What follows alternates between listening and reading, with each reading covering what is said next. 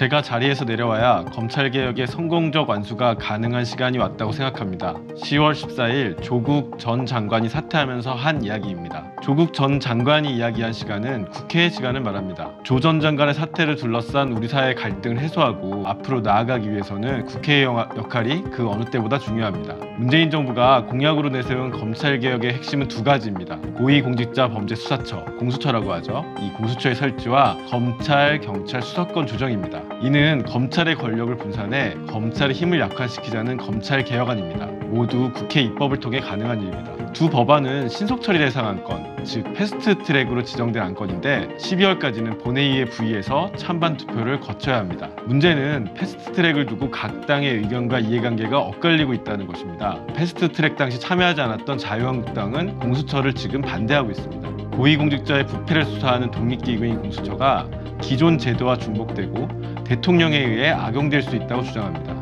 하지만 민주당은 공수처가 검찰처럼 견제받지 않는 권력을 감시하기 위해 필요하다고 주장합니다. 청와대의 악용은 충분히 막을 수 있는 견제장치가 있다고도 주장하고요. 민주당은 촛불이 요구하는 검찰개혁의 목소리를 지렛대 삼아 공수처 법안부터 먼저 처리하겠다는 입장을 밝혔습니다. 민주당은 10월 29일 이후 본회의에서 공수처 법안을 처리하려고 합니다. 하지만 자유한국당을 제외하고더라도 패스트트랙을 같이 추진한 바른미래당 등 야당과 이견을 조율해야 합니다. 지난 4월 패스트트랙 합의는 선거법을 먼저 처리하기로 논의가 됐는데 바른미래당 같은 경우는 선거법 처리가 먼저 이뤄지고 그 다음에 검찰개혁 법안을 처리해야 한다고 주장하고 있습니다. 국회 논의가 제대로 이뤄지지 않을 경우 법안 처리는 12월 초까지 미뤄질 수도 있습니다. 이 패스트트랙 법안은 상임위원회 논의 최대 180일, 법제사법위원회, 법사위라고 하죠. 법사위에서 심사기간 최대 90일을 거쳐 본회의에 올라가게 되는데 민주당은 법사위 심사기간 90일을 생략할 수 있다고 해석합니다. 그래서 10월 29일부터 처리할 수 있다고 주장하는 것인데요. 반면 자유한국당은 검찰개혁 법안이 법사위로 넘어온 9월 2일부터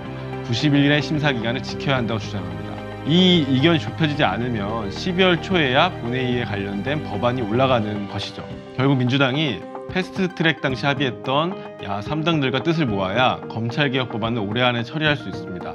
당시 합의한 정당들이 다 찬성표를 던져야지 실제로 자유한국당을 제외하고더라도 국회에서 법안들을 통과시킬 수 있는데요. 중요한 건 시민들은 국회 시간이 길어지는 것을 원하지 않고 있다는 겁니다. 조국 전 장관 사퇴 이후 불거진 갈등을 제도로 개선하길 원하고 있습니다. 갈등의 조정이라는 국회 본연의 역할을 이번에는 제대로 했으면 합니다. 지금까지 한겨레 21 정치팀 이승준 기자였습니다.